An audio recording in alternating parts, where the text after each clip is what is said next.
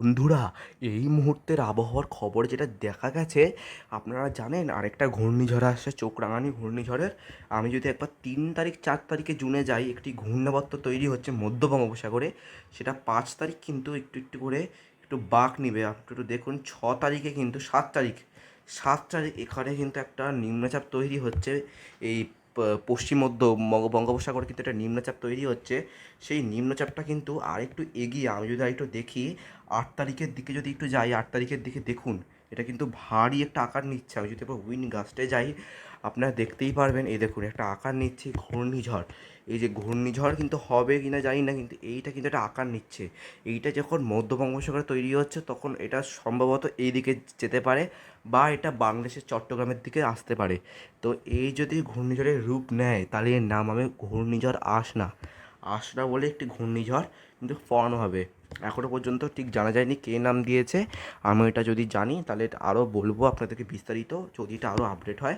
কিন্তু আপাতত যেটা টপ নিউজ, হট নিউজ, যে একটি নিম্নচাপ এবং তারপরে গভীর নিম্নচাপ পরিণত হচ্ছে 8ই জুন। তার গতিবেগ কিন্তু প্রায় 90 কিলোমিটার প্রতি ঘন্টায়।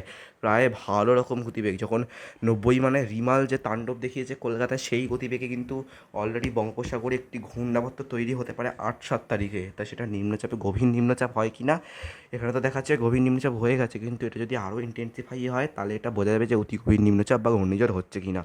তো এটাই ছিল হচ্ছে ঘূর্ণিঝড়ের খবর। আমি যদি একটু বৃষ্টির খবরে যাই, কিন্তু এখন কিন্তু কলকাতায় দমকা বাতাস বইছে 50 থেকে 60 কিলোমিটার বেগে। আপনাদের যদি একটু দেখাই, এখন বাজে সকাল 11টা। আমি যদি একটু দেখাই, দেখুন প্রায় 50-55 কিলোমিটার বেগে কিন্তু বেশ বাতাস বইছে, ঝোড়ো হাওয়া। দীঘাতেও কিন্তু প্রায় 50-55 কিলোমিটার বেগে বাতাস বইছে। এবং ঘূর্ণিঝড় কিন্তু আর নেই, এটা নিম্নচাপও নেই, হাওয়াও নেই, কিছু একটা নেই, কিছুই নেই, এখানে কোনো অবশিষ্ট নেই। কিন্তু উত্তরবঙ্গে কিন্তু বর্ষা প্রবেশের দিন 4 থেকে 6 তারিখের মধ্যে কিন্তু উত্তরবঙ্গে বর্ষা প্রবেশের দিন। এই দিনটা কিন্তু সবচেয়ে ম্যাসিভ। এবং 1 তারিখ, 2 তারিখ, 3 তারিখ, এই 31 থেকে 3 তারিখ পর্যন্ত কিন্তু দক্ষিণবঙ্গ জুড়ে বৃষ্টি এবং কালবৈশাখী ঝড়ের সম্ভাবনা। আমাদের সপ্তম দফায় ভোট পানিহাটিতে আছে, ওই সময় কিন্তু এটা বিরাট একটি ঝড়ের আশঙ্কা এবং কালবৈশাখীর সম্ভাবনা আছে, কিন্তু ওটাতে কোনো ক্ষতি হওয়ার কিন্তু সম্ভাবনা নেই। 6 তারিখে 4 তারিখের মধ্যে উত্তরবঙ্গে বর্ষা প্রবেশ করলে কিন্তু উত্তরবঙ্গে ভারী বৃষ্টিতে ভাসবে। এখন আমরা দেখতেই পাচ্ছেন রিমালের যেটা তিস্তা ফুসছে দার্জিলিংয়ের।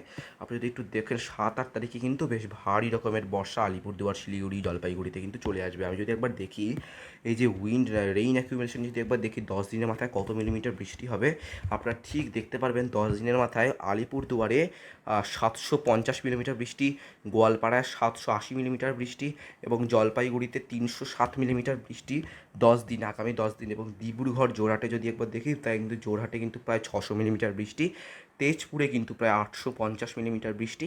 এবং যেটা সবচেয়ে বেশি, গোয়ালপাড়াতে কিন্তু মারাত্মক বৃষ্টি। যে এবার দেখি গোয়ালপাড়াতে, আপনারা দেখতেই পাচ্ছেন প্রায় 900 মিলিমিটার বৃষ্টি কিন্তু গোয়ালপাড়ায়। কিন্তু এটা কিন্তু বর্ষা ঢোকার একটা আবেশ পরিস্থিতি তৈরি হচ্ছে একদম। সিলেটে কিন্তু মারাত্মক বৃষ্টি, 400 মিলিমিটার বৃষ্টি, সিলেট, ময়মনসিংহ।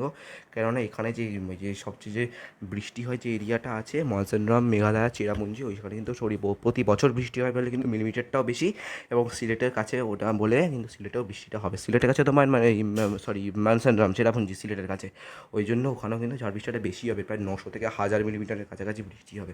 তো এটাই ছিল আজকের আবহাওয়ার খবর। আপনারা দেখতে পাচ্ছেন ঘূর্ণিঝড়টা কী করে বাঁক নিচ্ছে। ঘূর্ণিঝড় যখন বাঁক নিচ্ছে, তখন কিন্তু ভালো গতিবেগে বাঁক নেবে। এই ঘূর্ণিঝড়টা যদি ফর্ম হয়, তাহলে নামে হবে ঘূর্ণিঝড় আসে। আপনারা দেখতেই পাচ্ছেন ঘূর্ণিঝড়টা আসার লক্ষণ হচ্ছে। আপনারা দেখতেই পাচ্ছেন কত মিলিমিটার বৃষ্টি এখানে হচ্ছে। আপনারা তো দেখতেই পাচ্ছেন এই ঘূর্ণিঝড়টার জন্য, নিম্নচাপটার জন্য, সরি। তো আজকের জন্য ব্যাস এটুকুই। ভালো থাকবে, সুস্থ থাকবেন, টাটা। এখনও কিন্তু আইএমডি কিছু বলেনি ঘূর্ণিঝড়টা এবং নিম্নচাপ সম্ভাবনা নেই। তো আজকের জন্য ব্যাস এটুকুই। ভালো থাকবে, সুস্থ থাকবেন, টাটা। ভিডিওটা লাইক করবেন, সাবস্ক্রাইব করবেন। আজকের জন্য ব্যাস এটুকুই। ভালো থাকবে, সুস্থ থাকবেন, টাটা।